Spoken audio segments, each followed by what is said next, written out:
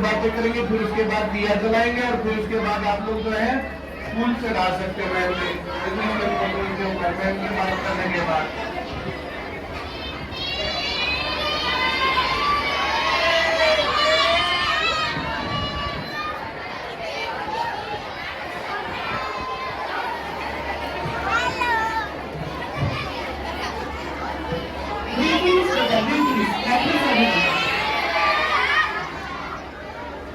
चलो, आज एक बहुत खास दिन है।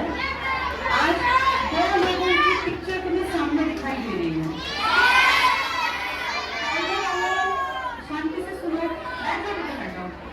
एक अंकल जो दिखाई दे रहे हैं उनकी पूंछें देखो छोटी छोटी सी हैं और एक अपने दाढ़ी वाले दिखे नहीं दिखे, इनको उठा के पिक्चर लेके आना मेरे पास। शहीद उधम सिंह जी की दिखा दो पिक्चर। इसकी नहीं बेटा, इनकी, ये बड़े हैं, ये दिख रहे हैं सबको। ये देखो, ये दाढ़ी वाले जो हैं, ये अब देखो स्क्रीन पे आ गए ना। ये जो दाढ़ी वाले मूंछों वाले दिखाई है पंजाब के हैं बेटा ये वाले। उस टाइम पे पंजाब हरियाणा अलग नहीं थे, हम सब एक थे, हम भारत थे। तब तो राज्य बने ही नहीं थे। ये इतने स्ट्रॉन्ग थे कि सरदार उधम सिंह जी ने ना, हमने बेटा इंडिया में, तुम लोगों ने जलियांवाला बाग हत्याकांड सुना है? सारे इंडियंस को, 79 लोगों को अंग्रेजों ने बिना बात मार डाला, जिनकी कोई गलती भी नहीं थी। जो लोग सिर्फ घूमने गए थे मेला, बैसाखी का मेला, क्योंकि अप्रैल के महीने में हम इंडिया में रबी की फसल गेहूं को काट रहे। बेटा ये बात अब ध्यान से मेरी सुनो, वो सब तुम्हें अपने आप कवर कर लेंगे। हमारी ना बेटा फसल होती है रबी, खरीफ और ज़ैद या ज़ायद। जो रबी की फसल है वो सर्दियां जब आती है तब लगाते हैं और गर्मियों के आने से पहले उसको काट लेते हैं, मतलब भयानक गर्मी ना आए। तो जब फसल कटती है तो किसानों के लिए बड़ा त्योहार होता है।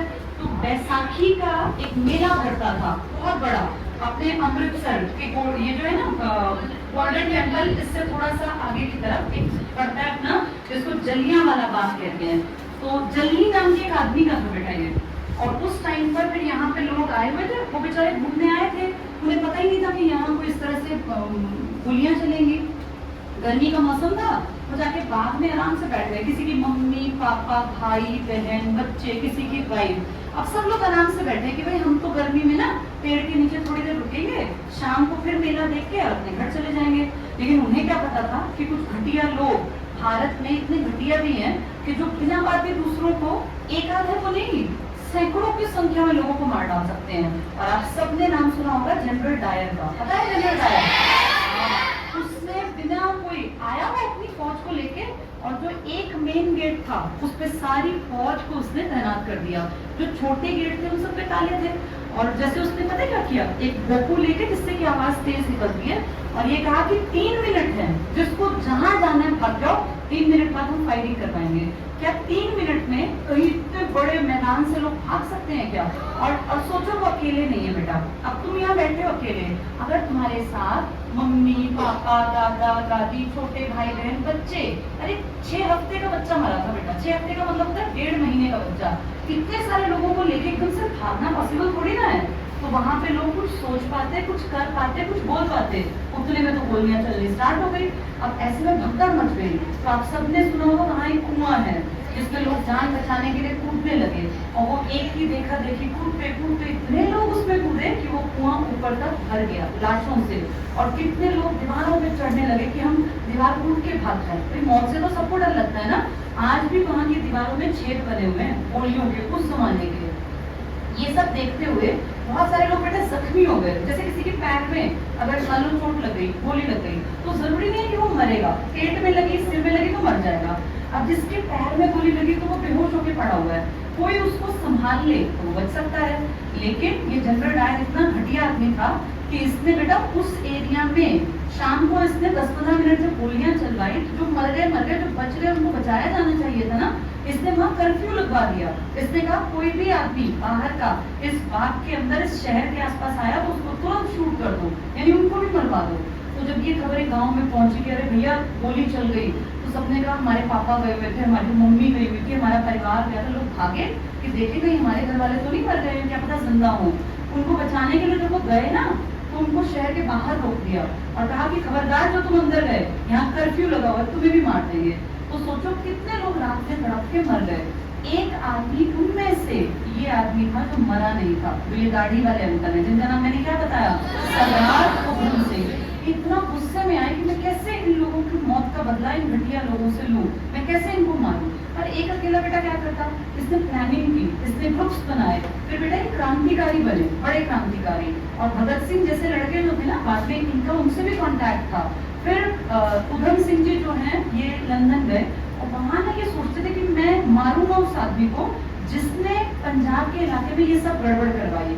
तो वहां जाके बेटा इन्होंने बड़ी प्लानिंग्स की और इन्होंने ना एक दिन इन्होंने देखा एक जगह पोस्टर लगा हुआ था कि जो आदमी उस टाइम पंजाब का कमिश्नर था ना, जिसके अंदर सारा पंजाब था, उसका वो रिटायर हो गया था, क्योंकि वो बुढ़ा हो गया होगा, रिटायर होकर लंदन चला गया था। तो उसकी फोटो, उसका नाम लिखा हुआ था कि ये किसी ना हॉल में आएगा और ये स्पीच देगा। तो उधम सिंह जी ने सोच लिया अब सही मौका है इसको मारने का, अपने लोगों की मौत का बदला लेने का। तो अब जहाँ वो फंक्शन होने वाला था, उनकी स्पीच होने वाली थी, वो लाइब्रेरी थी, मतलब लाइब्रेरी के ऊपर का एक हॉल था। तो इन्होंने क्या किया, इन्होंने अपना पूरा गेटअप बदला, एकदम से अंग्रेज जैसे कपड़े पहने, हैट वैट लगाई और एक बुक उठाई लाइब्रेरी से। एक दो दिन पहले किताब ले गए और किताब ना अच्छी मोटे वाली चुनी, इतनी मोटी मोटी नहीं आती, भारी भारी किताबें।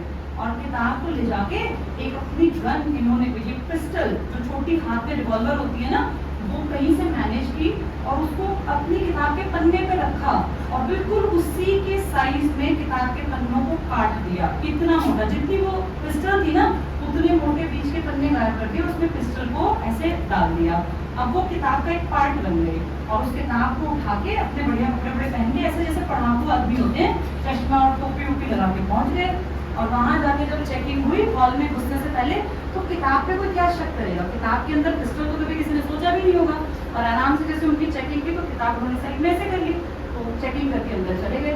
जब वो आदमी नंबर आया बोलने वाला, ऐसे कहीं जैसे तुम बैठ गए, जैसे ही वो आदमी खड़ा हुआ बोलने के लिए, तुरंत एकदम से खड़े हुए अपनी वो पिस्टल निकाली और कई लोगों को, जितनी उसमें गोलियां थी, कई अंग्रेजों को मार दिया। तो फिर उनको पकड़ लिया गया, बाद में मुकदमा चला।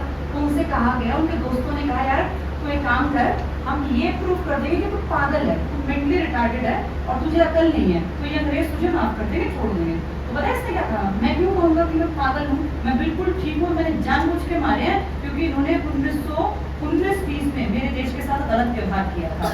तो फिर ये अपने केस से पीछे नहीं हटे और इतना टॉर्चर किया अंग्रेजों ने इनको, कहते हैं इनको ना सोने नहीं देते थे, इनकी आंख की जो ऊपर की पलक होती है ना, इसको ऐसे टेप से ऊपर चिपका दिया बेटा दोनों को, ताकि आंख बंद ना हो, और इनको ऐसे दोनों हाथ को ऊपर बांध के खूब मारा, खूब इनको टॉर्चर किया। लेकिन ये अपनी बात पे अड़िग रहे और इन्होंने लास्ट डे भी कहा कि मैंने जो कुछ किया बिल्कुल ठीक किया, मैंने अपने देशवासियों की मौत का बदला लेने के लिए, ये जो 20-21 साल का गैप था, इसका मुझे दुख है कि इतना समय लगा, लेकिन मैं बहुत खुश हूँ। और फिर इस तरीके से ये फांसी पे बेटा वहां चढ़ा दिए गए। तो इनका कितना बड़ा योगदान है जो आज हम सब स्वतंत्रता के भारत इसमें बैठे हैं। इनमें बहुत सारे लोगों ने योगदान दिया, जिनमें से एक शहीद उधम सिंह जी। जब ये वहाँ पर गए थे ना कैक्सटन हॉल में उसको मारने के लिए, तो वहाँ पर अंग्रेज वहाँ पर जो सभा कर रहे थे, उस सभा में जो भारत में कोई कमिश्नर बना, कोई गवर्नर बना, कोई मेयर बना, इस प्रकार के लोगों को बोलने के लिए बुलाया गया। और वे लोग कहते थे कि हम वहाँ पर लाठियों के दम पर और गोलियों के दम पर राज चलाएंगे। क्या कह रहे थे वहाँ पर? लाठियों और गोलियों के दम पर। वहां पर तो अलग अलग आदमी अपने अपने एक्सपीरियंस बता रहा था। तो जनरल डायर वहां पर आके बता रहा था, बड़ी शेखी पगा रहा था कि मैंने जलियांवाला बाग के अंदर सब लोगों को गोली से भून दिया और किसी को बोलने भी नहीं दिया। तो जिस टाइम पर वो ये बातें बता रहे थे ना, तो उस टाइम पर उठे और गोली मार दी। बोला तू वहां की छोड़, यहाँ तो बचा ले अपने आप को। तो जनरल डायर ने उसका बदला वहां पर जाकर के, जैसे चलो गलती हो गई, वो भी बात हो, वो तो चोरी और ऊपर से सीना चोरी, तो वहां पर जाकर के इस प्रकार की बातें कर रहे थे। तो इस प्रकार की बातों के अंदर उसने जो है वो लिया था कि मुझे यहीं पर काम करना है उसका, वरना वो जो है लंदन में तो पहुंच ही गए थे, मारना तो था ही, लेकिन यहाँ पर मारे और ज्यादा बढ़िया। किसी के घर में घुसना तो इतना पॉसिबल नहीं होता, लेकिन और जो हॉल था, ऐसे किसी प्रोग्राम में तो गए होंगे सभी लोग, ऐसे प्रोग्राम्स होते हैं, कोई हुआ था, फिर चीफ गेस्ट होता है, फिर बातचीत करते हैं, तो इस प्रकार से तो वो भी वहां पर गेस्ट था, और गेस्ट वहां पर क्या बता रहा था कि भारत के लोगों को पीटेंगे और उन पर राज करेंगे। क्या कह रहे थे? इनसे जबरदस्ती टैक्स लेंगे, यहाँ का पैसा ढोएंगे, वहां पर सोना ढोएंगे, वहां पर तुम्हें पता है ना, ट्रक के ट्रक और जो बहुत बड़े बड़े जहाज भर भर करके यहाँ से सामान लेके जाते थे। एक तो सोने और चांदी का भरा हुआ जो जहाज था ना, वो रास्ते में डूब गया था, अब मिला है, भारत से जा रहा था इंग्लैंड। ऐसे जहाज भर भर के सोना और चांदी जो आराज जाते थे यहाँ से, पहले जो सोने की चिड़िया था ना, तो ये जो गरीब देश बना था तो इसी कारण से बना था। ऐसे पिटते रहे और राज होने दे, इसलिए शहीद उधम सिंह ने वहां पर उनको मारा था। बेटा दूसरी जो पिक्चर है